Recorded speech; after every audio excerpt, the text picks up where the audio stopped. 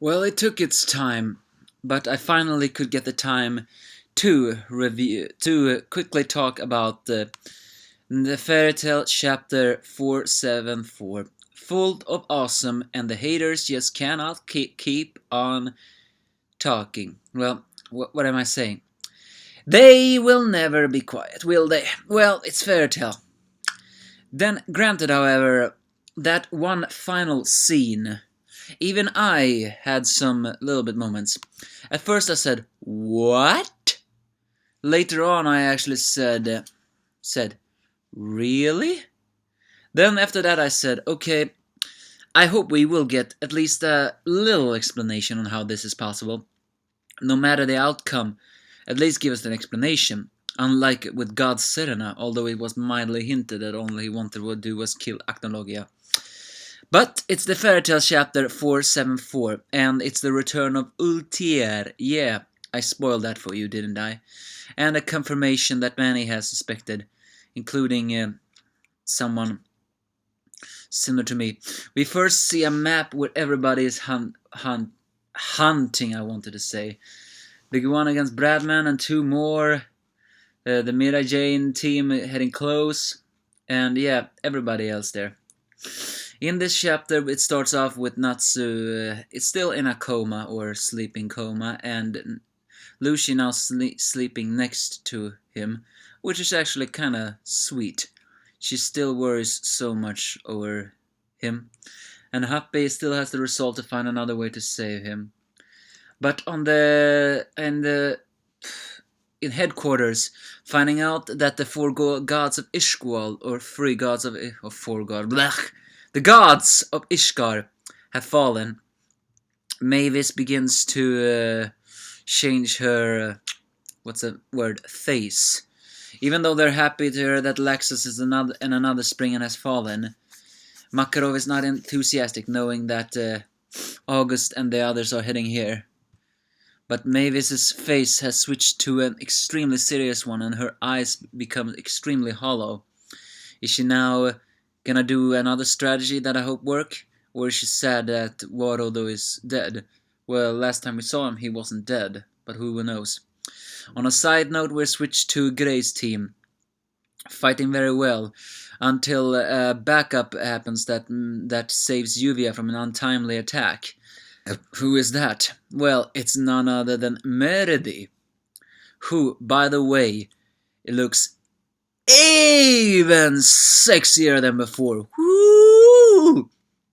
I know fairytale chicks tends to rank up their sex appeal, but Meredi, she is one of them who has really gone up in sex appeal.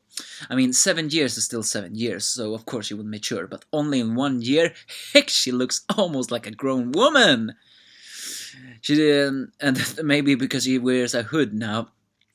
But yeah, it's Kramsikor who joins the scene now, and Leon actually falls a little bit for Meridi. Well, that's good. You're gonna need a new crush. Elsewhere, Kagura and Ersa are running towards Nineheart is, being stopped by two guards, but they of course just immediately push straight through them, with Ersa with her samurai outfit, both of them being amazed that they can still move.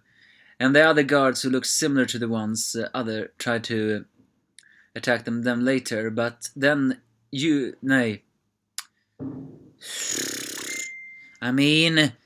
Jalal appears, who whoops those guys, and saying that he is here to, what's that word? To stop Seraph once and for all, even though he should be hidden his face.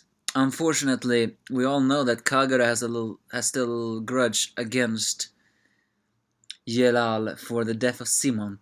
However, there have been that very popular theory that Nineheart is Simon.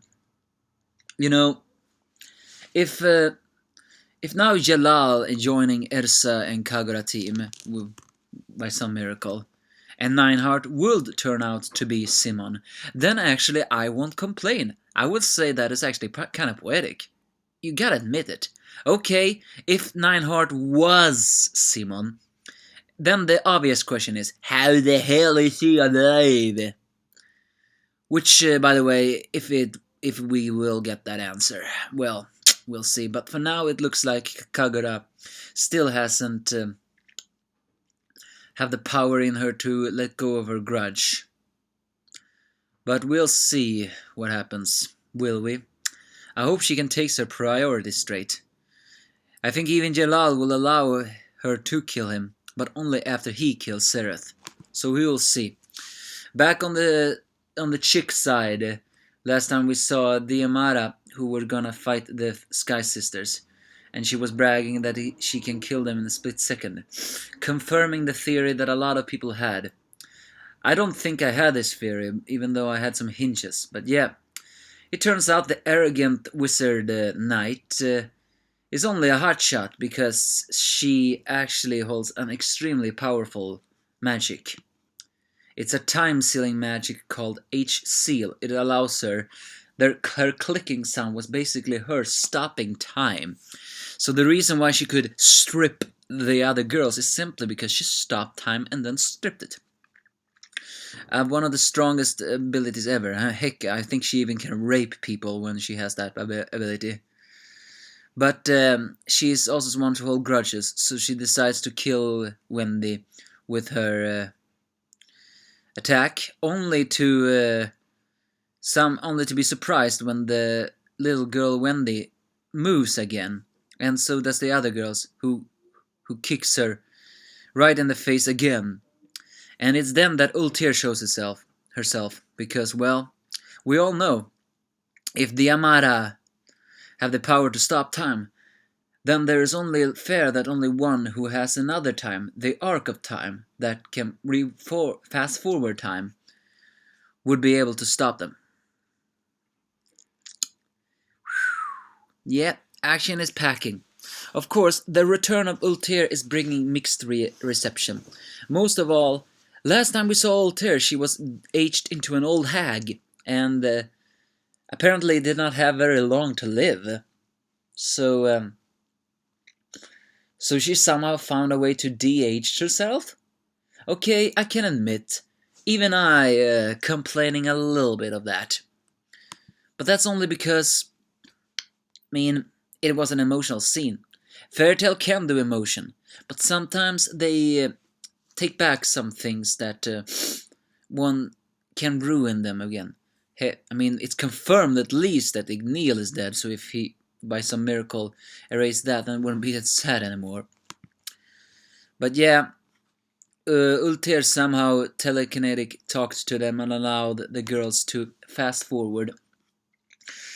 So now I actually wonder, is Demira not a threat now that someone can stop her time? Or, well, she's called a magic knight, so one wonders. It wouldn't surprise me if she's actually not so threatening, if someone can move in her time, because if you think about it, her magic is indeed powerful. But if by some miracle someone can nullify that, then she wouldn't be as big as a threat anymore. Of course, if she only became a spring and 12 because of that magic, then I gotta say she is kinda pathetic. But maybe we'll be surprised. Maybe she can move in her time and fight.